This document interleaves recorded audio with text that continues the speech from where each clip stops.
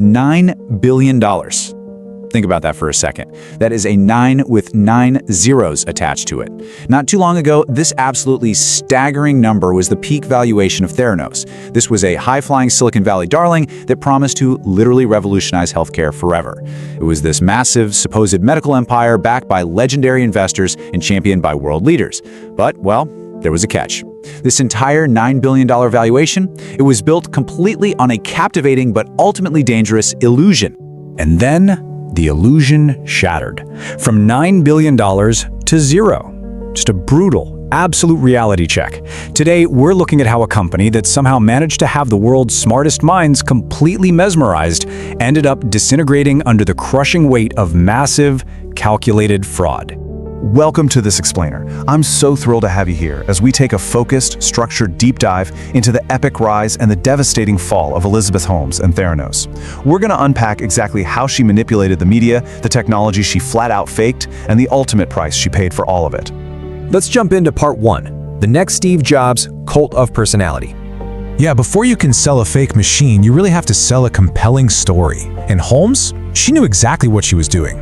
She famously dropped out of Stanford at age 19, which, as we know, is that classic Silicon Valley origin story mirroring so many tech legends. But she didn't stop there. She carefully, deliberately crafted her physical image to emulate her absolute idol, Steve Jobs. I mean, wearing those uniform black turtlenecks every single day.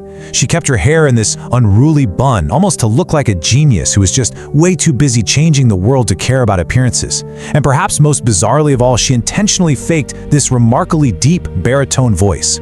Why? To command authority in those male-dominated boardrooms. I actually love this quote from a YouTube commenter reviewing one of her talks because honestly, it hits the nail right on the head. This highly calculated psychological hook worked flawlessly. By playing the part of the visionary rebel, she completely bypassed normal scrutiny. This whole orchestrated image earned her the covers of Fortune, Forbes, and Inc., and literally crowned her as the world's youngest self-made female billionaire. Everyone just desperately wanted to believe the narrative. Which brings us to part 2, the miracle Edison machine phantom technology. So hiding behind this glamorous genius founder persona was the core deception of the entire enterprise. And the sheer audacity of the contrast here is just wow. Let's look at the miraculous pitch she gave to the world. With just a single pinprick, one tiny drop of blood, the Theranos Edison machine could supposedly run hundreds of clinical tests. But look at the dark reality. When VIPs came to tour the lab, Theranos would secretly take that tiny blood sample, dilute it with other chemicals, and then run it on commercially available machines made by their competitors, like Siemens. They were literally passing off competitor technology as their own invention. Now you might be wondering, how on earth did they keep this a secret for so long? Well, they essentially weaponized a standard tech industry practice. Stealth mode is usually this temporary phase a startup uses to protect a new invention, but Theranos used it as a permanent smokescreen. Holmes claimed her microwave-sized machine was in stealth mode, so absolutely no one was allowed to look inside it. This heavy veil of secrecy hid the devastating fact that the underlying technology simply did not work. In fact, internal data showed that only 12 out of 100 patient samples run on their proprietary machines actually came back with correct results. Okay, so here is the absolutely crucial point. This was not just a case of fake it till you make it marketing gone wrong. The real human cost here was terrifying. Because Theranos actually offered these flawed tests to the public, real everyday patients received disastrously wrong medical results. We're talking about people being falsely told they were miscarrying, patients receiving false positive results for HIV, and totally flawed cancer screenings. Ultimately, Theranos had devoid over 1 million flawed blood tests. This didn't just cross the line into corporate wire fraud. It was a direct, immediate threat to human life. Moving on to part 3. Whistleblowers break the silence. Eventually, this massive pressure cooker just had to explode, and the multi-billion-dollar facade finally cracked right from the inside. Take a look at how this unraveled. 2 junior lab employees, Tyler Shultz and Erika Cheung, they noticed this massive, glaring gap between the marketing pitches and the actual lab bench reality. They realized it was basically an open secret internally that the machines didn't work. So risking their very early careers, they took their evidence to Wall Street Journal investigative reporter John Kerry-Rue. In October 2015, Kerry-Rue published the explosive expose that revealed the technology as a complete farce, and well, the dominoes quickly began to fall. But Theranos definitely didn't go down without a nasty fight. When the company suspected leaks, they didn't try to fix their machines. Oh no, they went straight after the whistleblowers. Actually logged in the company's own financial books was an item called the E. Cheung and T. Shultz project. This was literally a $150,000 corporate surveillance campaign. Theranos hired private investigators to tail these young employees around, even showing up outside their temporary addresses. It was just a ruthless campaign of pure intimidation designed to protect the illusion. All right, part 4, 9 billion to 0, the collapse. So the intimidation failed, the truth was out, and the collapse was remarkably swift. Just consider the sheer scale of the financial lies used to dupe some of the most sophisticated investors on the planet.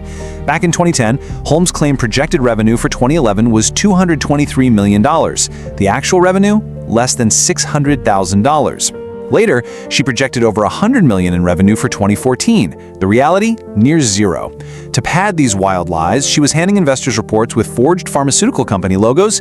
She even brazenly claimed her untested devices were currently deployed on military battlefields treating wounded soldiers, which was a complete and total fabrication. But eventually, the jury in federal court saw right through the turtlenecks and that fake deep voice. After a grueling trial, the verdict was concrete. Elizabeth Holmes was found guilty of 1 count of conspiracy to commit fraud against investors and 3 counts of wire fraud involving transfers of over $140 million. Alongside her former partner Sunny Balwani, she was held accountable for intentionally misleading investors and ordered to pay a staggering $452 million in restitution. And finally, part 5, 11 years in Texas. We're going to strip away the billionaire illusion entirely here and look at the cold, gritty reality of her life right now. 135 months, that translates to 11 years and 3 months. That is the stark sentence handed down by United States District Judge Edward J. Davila for the massive fraud Holmes perpetrated. This creates such an incredible, harsh contrast of consequence. On the one hand, her past. Flying around on Theranos-paid private jets, living it up in a $15 million mansion, dining at the White House, and being named to Time's 100 most influential list. On the other hand, her present. Wearing a standard-issue khaki uniform, living in dormitory housing with zero internet access, serving her time at FPC Bryan, which is a minimum security federal women's prison camp located about 95 miles northwest of Houston, Texas. And hey, remember that $9 billion peak valuation we started with? Let me put things in perspective. Here is her current hourly wage, 12 cents. Inmates at this facility work in food service or the on-site factory, earning anywhere between 12 cents and a little over $1 an hour. It is literally the ultimate financial fall, from billions down to pennies. We've seen how a fake voice, a black turtleneck, and a culture of extreme secrecy masked a truly dangerous medical fraud.